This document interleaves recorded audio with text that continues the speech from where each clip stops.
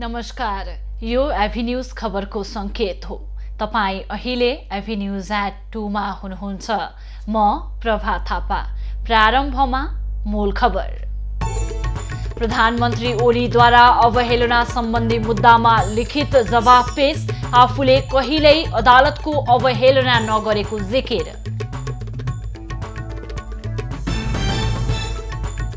नेकपाको दाहाल नेपाल समूहले आज मानव साङ्लो बनाएर टुडी खेल घेर्दै विघटन सच्याउन सरकारलाई साङ्केतिक दबाव। नेपालमा चिनिया कोरोना खोपलाई पनि दिइयो आपतकालीन प्रयोगका लागि अनुमति। फागुन 23 देखि ज्येष्ठ नागरिकलाई खोप दिइने। कोरोना खोप वितरण प्रणाली विभेदकारी भएको राष्ट्रसङ्घको आरोप। 75% खोप 10 देशले कब्जा गरेको गुटेरसको भनाई। र आइपिएल T20 क्रिकेटको अक्सन आज। बोलकबोलमा सन्दीप लामिछाने सहित 125 विदेशी खेलाडी।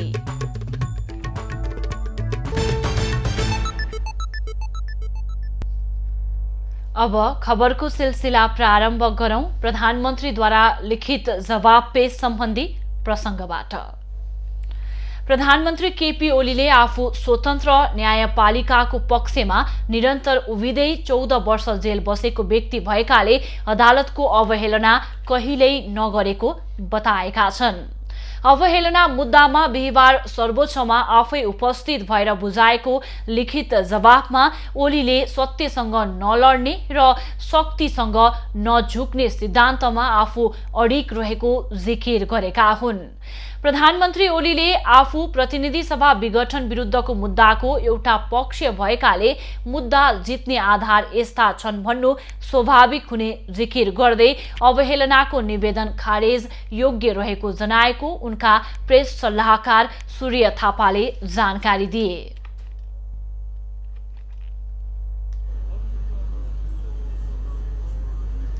प्रधानमन्त्री ओलीले चर्चामा आउन तथ्यहीन र केवल चर्चामा आउने उद्देश्यले दायर गरिने निवेदनले देशको कार्यकारी प्रमुखको समय खेर जाने मात्र होइन, सम्मानित अदालतको अवमूल्य समय समेत खेर जाने जिकिर पनि गरेका छन्।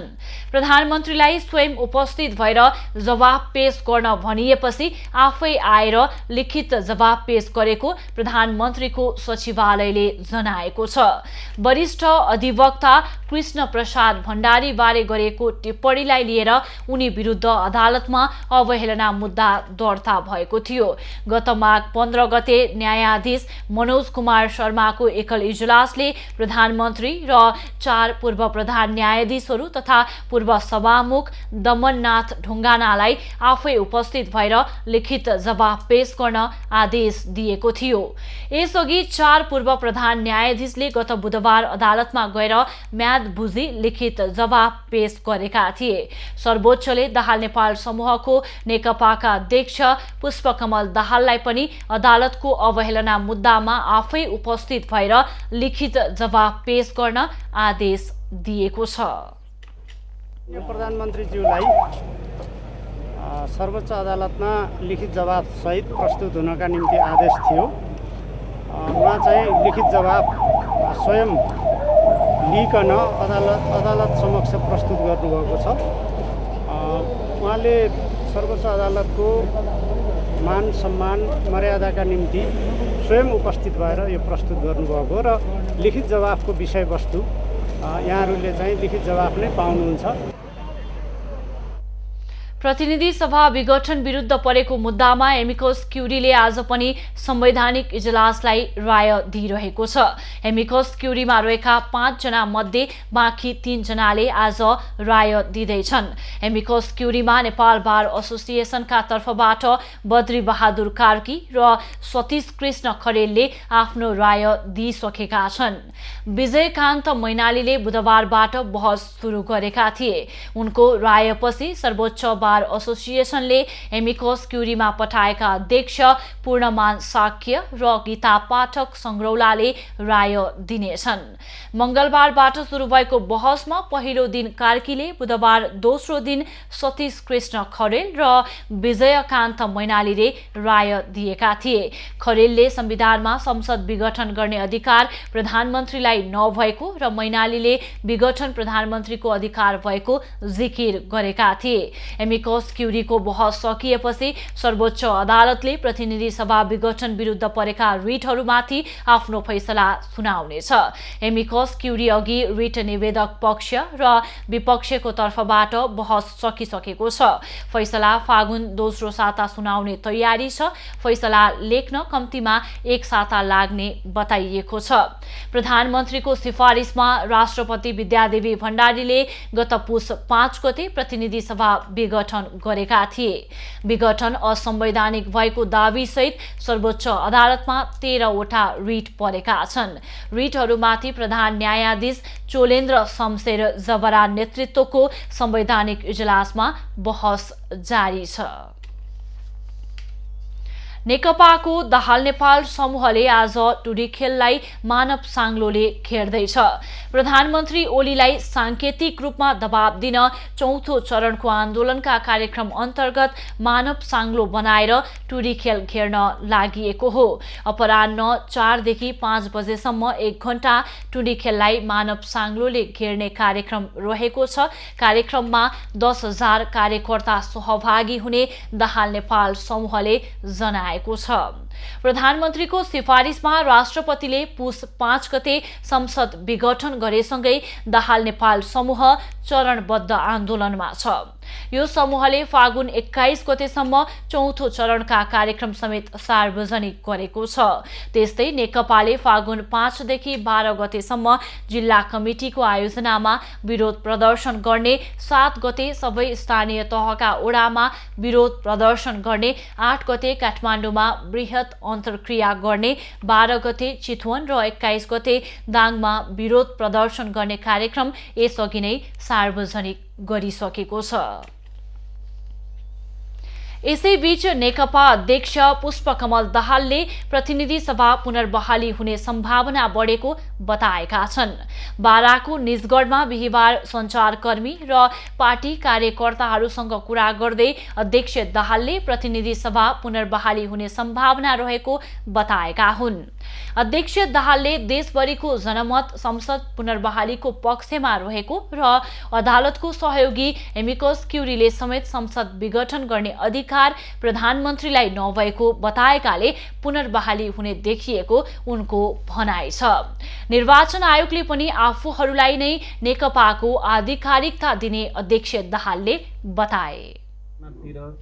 वातावरण बनेको बहसमा पनि अदालतभित्र जे बहस भयो त्यो बहस नै राम्रो बहस भयो। पहिला पनि अहिले अब एमिकस क्युरी त्यसकोमा पनि हिजो सतीश समूहको बहसमा आउँदा चाहिँ त्यो राम्रै जवाफ भएको छ। त्यसले राम्रै मेसेज गएको पनि छ। त्यहाँ सकारात्मक वातावरण बन्छ भन्ने नै लागेको छ। हामी लागिरहेका पनि छौँ विभिन्न रूपमा विभिन्न किसिमले छलफल गर्नेमा। सर्वोच्च अदालत र निर्वाचन आयोगले अपेक्षा विपरीत फैसला भएमा मुलुकमा थप सङ्कट आउने अध्यक्ष दाहालको भनाइ छ। त्यस्तो अवस्थामा देशमा चुनाव हुन नसक्ने उनको भनाइ थियो। 4% जनमत भएको पार्टीलाई माइनस गरेर चुनाव गर्छु भनेर चुनाव हुन्छ? 36%ले चुनाव गरेर चुनाव हुन्छ देशमा? त्यसकारण चुनाव हुने हुँदैन। त्यतापट्टि धेरै अहिले सोच्न पर्दैन। पहिला चाहिँ अदालत र निर्वाचन आयोगको फैसला आओस् अनि गरौँला क्या त्यो बहस। दुर्घटनाबाट निधन भएका नेकपा केन्द्रीय कमिटी सदस्य डाचाराम वाग्लेको शोक सभामा सहभागी हुन उनी सिमरा विमानस्थल पुगेका हुन्। प्रमुख प्रतिपक्षी दल नेपाली कांग्रेसको केन्द्रीय समितिको बैठक आज पनि बस्दैछ। पार्टी कार्यालय सानेपा ललितपुरमा 3 बजेपछि हुने बैठकमा बुधबार प्रस्ताव गरिएको 14औं महाधिवेशनको नयाँ कार्यतालिका लगायतका विषयमा छलफल हुनेछ। बुधबारको बैठकमा कांग्रेस सभापति शेरबहादुर देउवाले पार्टीको 14औं महाधिवेशन आगामी 2078 साल भदौ 7 गतेदेखि 20 गतेसम्म काठमाडौँमा गर्ने प्रस्ताव गरेका छन्। कांग्रेसले प्रतिनिधि सभा विघटन गर्ने प्रधानमन्त्री केपी ओलीको कदमको विरोधमा थप आन्दोलनका कार्यक्रम समेत सार्वजनिक गर्ने तयारी गरेको छ।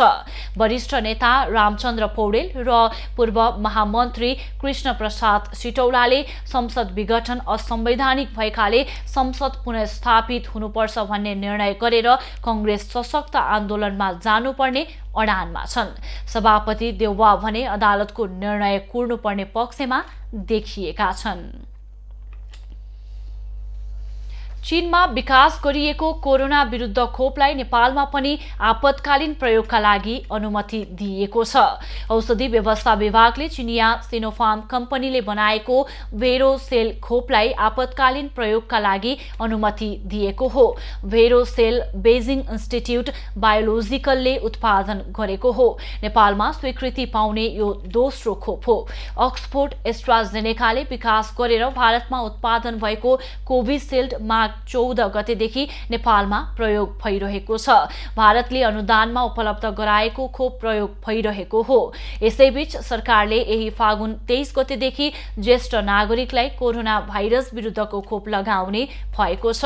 स्वास्थ्य मन्त्रालय अन्तर्गतको इन्सिडेन्ट कमान्ड सिस्टमको बैठकले फागुन 23 गतेदेखि 60 वर्ष वा सो भन्दा माथिका नागरिकलाई खोप लगाउने निर्णय गरेको हो। सरकारले ज्येष्ठ नागरिकका लागि भारतबाट 20 लाख डोज खोप खरिद प्रक्रिया अघि बढाएको छ।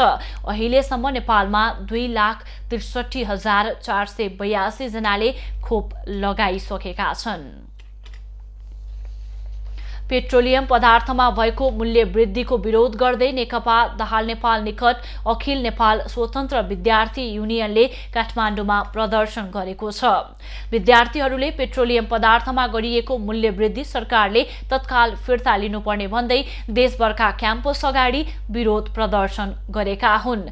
विद्यार्थीहरूले कालोपट्टी बाँधेर नाराबाजी गरेका थिए। मूल्य वृद्धि फिर्ता गर, महँगी बढाउन पाइँदैन, जनतामाथि ऋणको भार यही हो तिम्रो समाजवाद लगायतका नारा लगाएका थिए। माथि ऋणको भार यही हो तिम्रो महँगी र भ्रष्टाचार, फर्के ओलीको उपहार महँगी र भ्रष्टाचार। काठमाडौँको प्रदर्शनी मार्ग स्थित रत्न राज्यलक्ष्मी क्याम्पस अगाडि विद्यार्थीहरूले टायर बालेर विरोध प्रदर्शन गरेका छन्। आन्दोलनरत विद्यार्थीहरूले एक सातामै 2 पटक पेट्रोलियम पदार्थको मूल्य बढाएको भन्दै तत्काल मूल्य वृद्धि फिर्ता लिन माग गरेका छन्।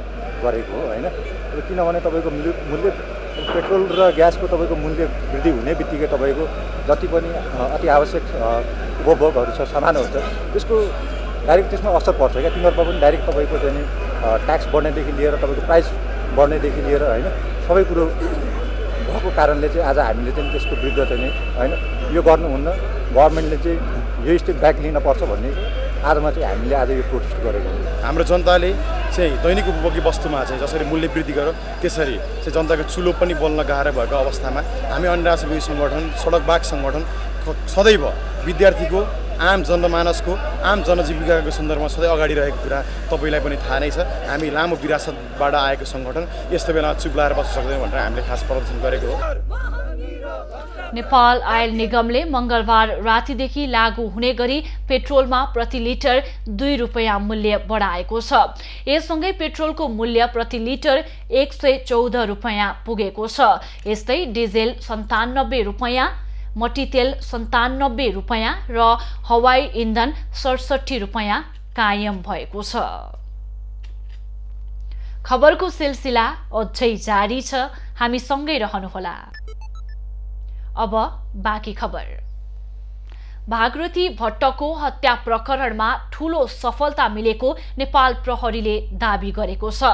घटनामा संलग्न रहेको आरोपमा पक्राउ परेका दिनेश भट्टलाई पत्रकार सम्मेलन गरी सार्वजनिक गर्दै प्रहरीले यस्तो दाबी गरेको हो। यद्यपि अनुसन्धान भने जारी नै रहेको प्रहरीको भनाइ छ। लामो समय बितिसक्दा पनि भागीरथी हत्या प्रकरणको दोषी पक्राउ नपरेको भन्दै चौतर्फी आलोचना भइरहेको बेला नेपाल प्रहरीले एक आरोपीलाई पक्राउ गरी बुधबार सार्वजनिक गरेको छ। पक्राउ पर्नेमा स्थानीय सनातन धर्म माविकै कक्षा 11मा अध्ययनरत दिनेश भट्ट रहेका छन्। दिनेश भागीरथीका छिमेकी समेत हुन्। टेक्निकल्ली पनि भयो के रे उसले पनि आई विटनेसले पनि त्यो एरियामा देख्नु, त्यसपछि आएर के रे निजले पनि स्वीकार गर्नु, यहाँभन्दा अरू आधार के खोज्नु। विद्यालयबाट घर फर्कने क्रममा भागीरथी लभलेक जंगलको खोल्सी नजिक पुग्दा दिनेशले उनीमाथि बलात्कार गर्न खोजेको र त्यसपछि हत्या गरेको प्रहरीको भनाइ छ। यद्यपि प्रहरीले आफूहरू प्रारम्भिक अनुसन्धानकै क्रममा रहेको बताएको छ। ती कुराहरू अनुसन्धानकै क्रममा अब हामी भर्खर अब त फोकस्ड भएर अब यताको इन्भेस्टिगेसन त अब गर्छौँ। यसमा चाहिँ अब धेरै कुराहरू कारण के हो त भन्ने पत्ता लगाउने, अहिले त इन्भल्भमेन्ट देखियो, तर के कारणले यस्तो लगाउने अपराधमा भन्ने कुराहरू अब क्रमशः। पत्रकार सम्मेलनमा प्रहरीले ठूलो सफलता हात लागेको दावी गरे पनि यो घटना अझै रहस्यमय नै छ। भागीरथीको पोस्टमार्टम रिपोर्टमा बलात्कारपछि हत्या भएको देखाइएको छ भने दिनेशले प्रहरी समक्ष बलात्कार नगरेको बयान दिएको प्रहरीले जनाएको छ। हेर्न सक्नुहुन्छ त्यहाँ पोटेन्सियल त्यो चान्सेस छ। त्यो गरेर 2 दिनसम्म ती लास हुनु, ती बलात्कृत हुनु, त्यो कुनै सम्भावना देख्दैनौँ सर। हामीले चाहिँ हाम्रो आँखाले हेर्दाखेरि तपाईहरुले परमाणुले भन्नु आफ्नो ठाउँमा नहुनु थियो भइदियो होला त्यही हो। निर्मला पन्तको हत्याका दोषीलाई सरकारले पक्राउ गर्न नसकेको भन्दै सरकार र प्रहरीको चौतर्फी आलोचना भइरहेका बेला बैतडीको यो घटनाले पछिल्लो समय सबैको ध्यान आकृष्ट गरेको थियो। दिनहुँका प्रदर्शनबाट आजित भएर प्रधानमन्त्री केपी ओली स्वयंले पनि भागीरथी हत्या प्रकरणका दोषीलाई न्यायको कठघरामा ल्याएरै छाड्ने दावी गरेका थिए। प्रधानमन्त्रीको यो भनाई आएको केही दिनपछि अर्थात् मंगलबार गृहमन्त्री रामबहादुर थापाले पनि प्रहरी दोषी नजिक पुगिसकेको दावी गरेका थिए। प्रधानमन्त्रीले दावी गरेको दोस्रो दिन प्रहरीले आरोपी भन्दै दिनेशलाई सार्वजनिक गरेको हो। तर दोषीले हत्या गरेको स्वीकार गरे पनि बलात्कार गरेको स्वीकार नगरेको प्रहरीको भनाइलाई मान्ने हो भने दिनेशको बयान र पोस्टमार्टम रिपोर्ट फरक देखिन्छ। प्रहरीले घटनामा अन्य पनि संलग्न हुन सक्ने भन्दै अनुसन्धान जारी राखेको बताएको छ। यसमा कुनै त्रुटि नहुने यहाँको अगाडि म वचनबद्धता प्रदेश प्रमुखको हैसियतले पनि देख्छु। होइन भने फलानु केसमा यस्तो भयो, यो केसमा यस्तो भनेर हामीलाई कृपया डिमोरलाइज नगरौँ, हाम्रो प्रोत्साहन गर्नुहोस्, राम्रो काम गर्ने भन्नुहोस्। हामी तपाईँहरू हाम्रो साथमा हुनुहुन्छ, हामी तपाईँहरूको साथमा हुन्छौँ। यसमा तपाईँलाई लागेका कुराहरू व्यक्तिगत रूपमा अब सामूहिक रूपमा त्यस्ता कुराहरू पनि दिनुहोस्, सल्लाह सुझाव जुन यहाँले भन्नु त्यस्तो नहोस् भनेर त्यो हामी हाइली एप्रिसिएट गर्छौँ। तर हामीले गरेका काम, हामीले गरेका मेहनत र हामीले गरेको यो प्रक्रियाको बारेमा चाहिँ कृपया शङ्का नगरिदिनुहुन्न, म विनम्र अनुरोध। बैतडीको दोगडा केदार गाउँपालिका 7 की 17 वर्षीय भागीरथी भट्टको माघ 21 गते बलात्कारपछि हत्या भएको थियो। राजनीतिक अन्योलका बेला भएको यो विभत्स घटनालाई विभिन्न दलले राजनीतिक रङ समेत दिन थालेका थिए, जसका कारण सरकार र प्रहरी प्रशासन पनि ठूलै दबावमा थियो। आशा गरौँ भागीरथी हत्या प्रकरणमा प्रहरीले दावी गरे झैं अनुसन्धानले सफलता पाओस्। यसैबीच भागीरथी भट्टको बलात्कार तथा हत्या प्रकरणमा पक्राउ परेका दिनेश भट्टलाई 5 दिन म्याद थप गरेर अनुसन्धान अगाडि बढाउन अदालतले प्रहरीलाई अनुमति दिएको छ। हत्या आरोपी भट्टलाई 5 दिन म्याद थप गरेर अनुसन्धान गर्न बुधबार जिल्ला अदालत बैतडीले अनुमति दिएको प्रदेश प्रहरी प्रमुख नायब महानिरीक्षक उत्तमराज सुवेदीले जानकारी दिए। बुधबार दिउँसो प्रहरी कार्यालयमा पत्रकार सम्मेलन गर्दै प्रहरीले अभियुक्तलाई सार्वजनिक गरेको थियो।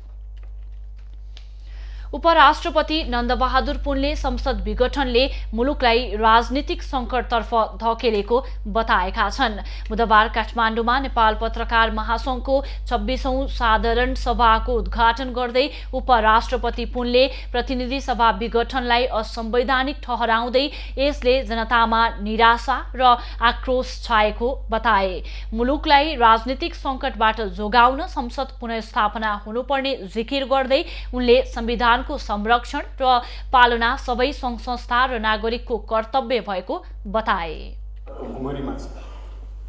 प्रतिनिधि सभा विघटन गरिएको छ, यसको विरुद्ध र समर्थनमा प्रदर्शनहरू भइरहेका छन्। नागरिक स्तरबाट गणतन्त्रको प्रस्ताव गर्ने पहिलो संस्था नेपाल पत्रकार महासङ्घको तर्फबाट तपाईँहरूले प्रतिनिधि सभा विघटन भएकै दिन यसलाई सङ्घीय लोकतान्त्रिक गणतान्त्रिक शासन व्यवस्था र संविधानको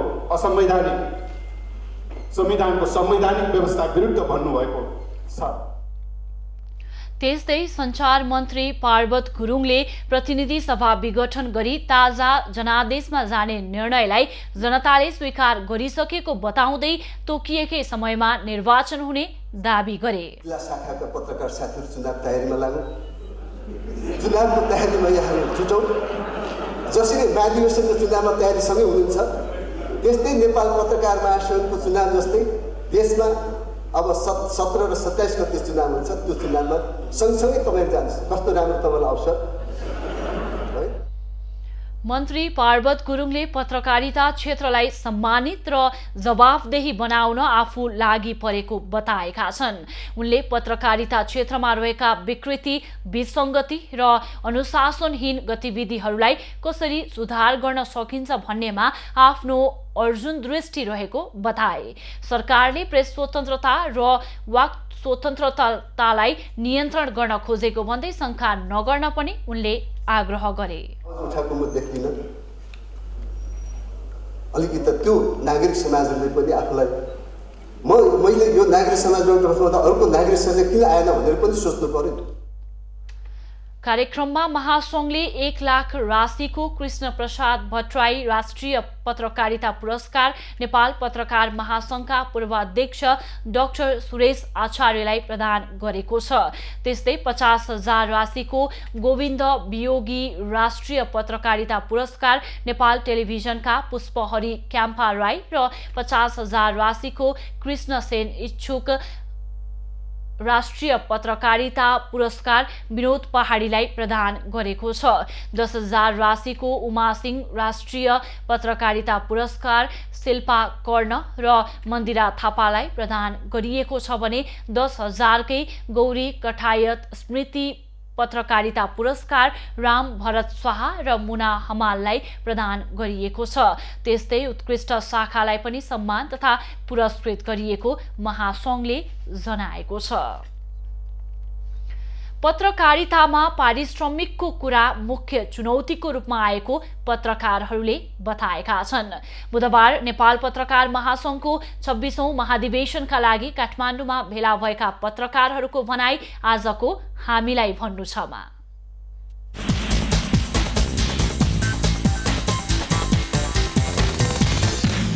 पारिश्रमिकै अप्ठ्यारो छ हैन। धेरै साथीहरूले चाहिँ पारिश्रमिक न्यूनतम पारिश्रमिकको त कुरै छोडौँ, मिडियाले तोकेकै पारिश्रमिक पनि पाउने अवस्था छैन 1 नम्बरमा हैन। त्यो भएन भने त धेरै समस्या भइहाल्यो नि पत्रकारलाई अगाडि बढ्नको लागि, पत्रकारितालाई व्यवसाय गराउनको लागि धेरै समस्या छ। प्रमुख कारण के हो भनेपछि मिडिया मालिकहरू चाहिँ मोटाउँदै जाने। खास गरी मफसलमा जसरी ग्वारग्वार्ती मिडियाहरू पनि खुलेका छन्, ती मिडियाहरूसँग चाहिँ स्थानीय सरकार चाहिँ पत्रकार मैत्री छैनन्। स्थानीय ऐनहरू बन्दाखेरि पत्रकार मैत्री बनिरहेका छैनन्। त्यसले गर्दा झन् बढी समस्या र चुनौतीहरू थपिएका छन् र पत्रकारहरूको शान्ति सुरक्षाको त झन् उस्तै समस्या चाहिँ भयावह रूपमा बढेको पाइन्छ। टी हाउसहरू पारदर्शिता लगानी, विदेशी लगानीको चाहिँ एकदम अस्पष्ट लगानीहरू, अपारदर्शी लगानीहरूको समस्याले पनि मिडिया क्षेत्रलाई चाहिँ अलिकति मिडिया क्षेत्रलाई अलि कुपोषित जस्तो बनाइरहेको छ। एजेन्डा सेटिङमा उनीहरूको हिडेन एजेन्डाहरू चाहिँ प्रभाव भएर मिडियाले चाहिँ जुन दायित्व समाजप्रति निर्वाह गर्नुपर्ने दायित्व छ, त्यो निर्वाह गर्ने दायित्वबाट चुकिरहेको, व्यवसायमुखी भइरहेको, कर्पोरेट उन्मुख भइरहेको भन्ने खालको समस्या छ। हामी स्वरोजगारमूलक मिडियाहरू छन्, ती मिडियाहरूको निरन्तरताका लागि तिनीहरू कोभिडबाट थलिएका छन्, तिनलाई फेरि पुरानो अवस्थामा पुर्याउनको लागि हामीले तिनको निरन्तरताको प्रबन्ध गर्नु जरुरी छ। विभिन्न राजनीतिक पार्टी या विभिन्न सरकारबाट पनि के अरे विभिन्न किसिमका थ्रेटहरू आउने प्रकारका अहिले नयाँ किसिमका चाहिँ के अरे चुनौतीहरू थपिएका छन् र कोभिडले पनि अर्को पत्रकारहरूलाई बाँच्नको लागि धेरै अप्ठ्यारो चुनौती निर्माण गरेको छ। लगायतका पत्रकारहरूले समग्र स्वतन्त्र रूपमा चाहिँ काम गर्ने वातावरणहरू पाउन सकिरहेको अवस्था छैन।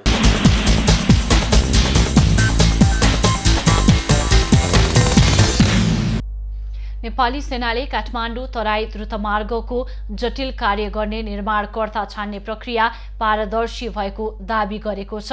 संघीय संसद राष्ट्रिय सभाको प्रत्यायोजित व्यवस्थापन तथा सरकारी आश्वासन समितिको बुधबारको बैठकमा द्रुतमार्ग अन्तर्गतको फेज 2 का ठेक्का विषयमा परेको उजुरीमाथि भएको छलफलमा सेनाले कुनै अनियमितता नभएको दाबी गरेको हो। काठमाडौँ तराई द्रुतमार्गको जटिल कार्य गर्ने निर्माणकर्ता छान्नका लागि नेपाली सेनाले पूर्व योग्यता निर्धारण गर्न नमागेको आवेदनमा आवश्यक भन्दा कम कम्पनीहरू छानिएको भन्दै समितिमा उजुरी परेको थियो। नेपाली सेनाले पूर्व योग्यता परीक्षणमा नेपाली कम्पनी बाहिर पारिएको भन्दै विरोध भइरहेको छ। यसै विषयमा समितिले द्रुतमार्ग हेर्ने नेपाली सेनाका अधिकारीहरूलाई बोलाई स्पष्टीकरण लिएको हो। छलफलमा नेपाली सेनाका महासेनानी एवं खरिद व्यवस्थापन महाशाखाका प्रमुख सुनिल सिंह राठौरले सार्वजनिक खरिद ऐन अनुसार नै पूर्व योग्यता निर्धारण गरिएको बताए। यो के को लागि र किन यो कागज कसले तयार गर्यो, यसको आवश्यकता किन छ भन्ने कुरा प्रश्न यसले त्यसमा खोलेको छ। र त्यही आधारमा हामीले तदनुसार 76/11/30 गते फागुन 30 गते 13 मार्च 2020 मा हामीले पिक्यूको सूचना दादाइजी नेपाल गोरखापत्र र काठमाडौँ पोस्टमा अंग्रेजी भाषामा सूचना प्रकाशन सार्वजनिक रूपमा योग्यता आह्वान गरेका थियौँ। द्रुतमार्ग आयोजनाका प्रमुख विकास पोखरेलले द्रुतमार्गमा जटिल किसिमको काम गर्नुपर्ने ठाउँहरूलाई 11 वटा क्लस्टरमा विभाजन गरिएको जानकारी दिए। त्यसमध्ये 5 र 6 नम्बर क्लस्टर अति जटिल भएकाले निर्माणकर्ता छनौट गर्दा पूर्व योग्यता निर्धारण गर्नु परेको र सार्वजनिक खरिद नियमावली अनुसार नै सो कार्य सम्पन्न गरिएको दाबी गरे। काम सम्पन्न हुने तथा क्वालिटीमा चाहिँ पनि कुनै असर नपर्ने र फिनिसिङ पनि राम्रो हुने किसिमले हामीले 11 वटा क्लस्टरमा त्यसलाई विभाजन गरेका छौँ। 11 वटा क्लस्टर मध्ये सबभन्दा जटिल जुन पुल र टनल परेको 5 र 6 नम्बरको क्लस्टर त्यसलाई चाहिँ हामीले अहिले जुन सार्वजनिक खरिद नियमले पनि उल्लेख भएको छ जटिल किसिमको आयोजनालाई चाहिँ पिक्यू गर्नुपर्ने भन्ने हिसाबले हामीले चाहिँ 2टा त्यो प्याकेजलाई हामीले पिक्यू आह्वान गरेका थियौँ। काठमाडौँ तराई द्रुतमार्ग 72.5 किलोमिटरको रहेको छ, जसमा 3 वटा सुरुङ मार्ग र 87 वटा पुलहरू निर्माण हुनेछन्। बाटोको चौडाइ पहाडमा 25 मिटर र तराईमा 27 मिटर रहनेछ। द्रुतमार्गमा पर्ने 3 वटा सुरुङ मार्गको लम्बाइ 6 किलोमिटर हुनेछ भने 87 वटा पुलको कुल लम्बाइ 10 किलोमिटर रहनेछ। अर्थ मन्त्रालयका राजस्व सचिव रामशरण पुडासैनीले कोरोनाले पारेको प्रभावलाई न्यूनीकरण गर्न आर्थिक पुनरुत्थानलाई प्राथमिकतामा राखेको बताएका छन्। आन्तरिक राजस्व विभाग र नेपाल च्याम्बर अफ कमर्सले बुधबार काठमाडौँमा आयोजना गरेको अन्तर्क्रियामा उनले निजी क्षेत्रलाई धेरै कुरामा सहुलियतको व्यवस्था गरिएको बताए। सचिव पुडासैनीले वित्तीय नीतिबाट कर छुट र मौद्रिक नीतिबाट ब्याजमा सहुलियत, पुनर्कर्जा र सहुलियतपूर्ण कर्जा कार्यक्रम ल्याइएको बताए।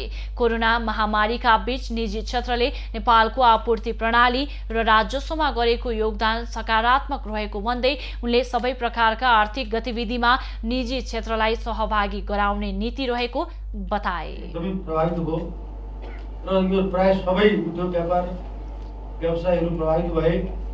यसले गर्दाखेरि आर्थिक पुनरुत्थान चाहिँ यो वर्षको बजेटको हाम्रो मुख्य नीति हो, मुख्य कार्यक्रम हो।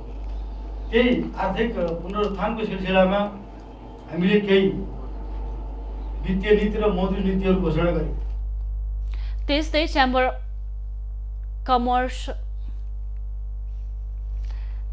च्याम्बर अफ कमर्सका अध्यक्ष राजेश काजी श्रेष्ठले कर प्रणालीमा देखिएका प्राविधिक समस्यालाई पनि समाधान गर्नुपर्ने भन्दै करलाई एकद्वार प्रणालीमा ल्याउन सुझाव दिए। कर पनि एकै विन्डो कर तिर्न पायो भने धेरै राम्रो पनि हुन्छ भन्ने एउटा यो एकीकृत कर गर्नु पर्यो हाम्रो धेरै भएको हुनाले। कार्यक्रममा सरकारवाला निकायका प्रतिनिधिहरूले कर प्रणालीमा भएका समसामयिक सुधार एवं आर्थिक ऐन 2077ले व्यवस्था गरेका छुट तथा सुविधालाई सहज बनाउनु पर्नेमा जोड दिएका थिए। काठमाडौँ महानगरपालिकाले खुला मञ्चभित्र बनाइएका संरचना हटाउन थालेको छ। खुल्ला मञ्चमा वीर अस्पताल र दरबार हाई स्कुलको भवन पुनर्निर्माण गर्न निर्माण सामग्रीहरू र त्यहाँ काम गर्ने केही कामदारहरू अस्थायी रूपमा बस्दै आएका थिए। दुवै भवन निर्माण सम्पन्न भए पनि निर्माणकर्ताले निर्माण सामग्री र कामदार हटाएका थिएनन्। काठमाडौँ महानगरपालिकाले खुला मञ्चभित्र भएको अतिक्रमण रोक्न नसकेको आरोप खेप्दै आएको थियो। बुधबारबाट महानगरले डोजर लगाएर त्यसभित्र रहेका घर टहराका साथै सबै संरचना भत्काउन थालेको छ। महानगरले 3 दिनभित्र खुला मञ्च खाली गरिसक्ने बताएको छ। हामी सबै हटाउँछौँ। अब हामीले यहाँबाट पूर्वबाट अहिले सुरु गरिसकेका छौँ। यो हाम्रो पुरै यो सबै संरचनाहरू यहाँ पुरै हट्छ। यो पार्किङदेखि लिएर यो खुला ठाउँ खुला मञ्चकै रूपमा रहन्छ। यो सर्वसाधारणलाई यो एउटा हुने एउटा आमसभा गर्ने गर्ने एउटा सर्वसाधारणको लागि खाली ओपन स्पेस हो। हामी ओपन स्पेस गराएरै छोड्छौँ। खुला मञ्चभित्र अहिले वीर अस्पताल बनाइरहेको चिनिया निर्माण कम्पनीको साइट, कार्यालय र बस पार्क रहेको छ। खबरको सिलसिला अझै जारी छ, हामीसँगै रहनुहोला।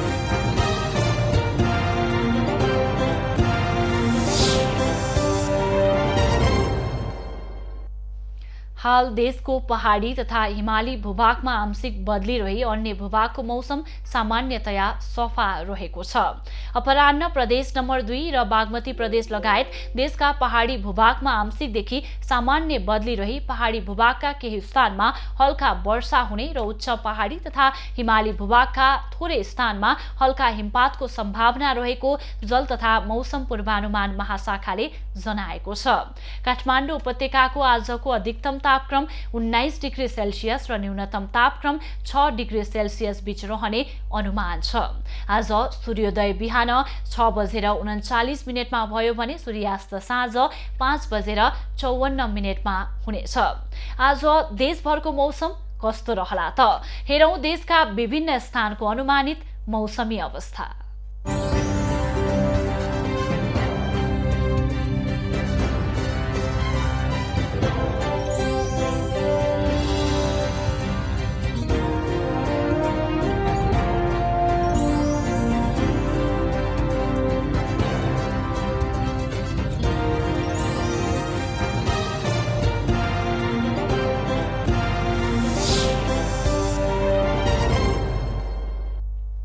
अहिलेलाई खबरको क्रम यति नै।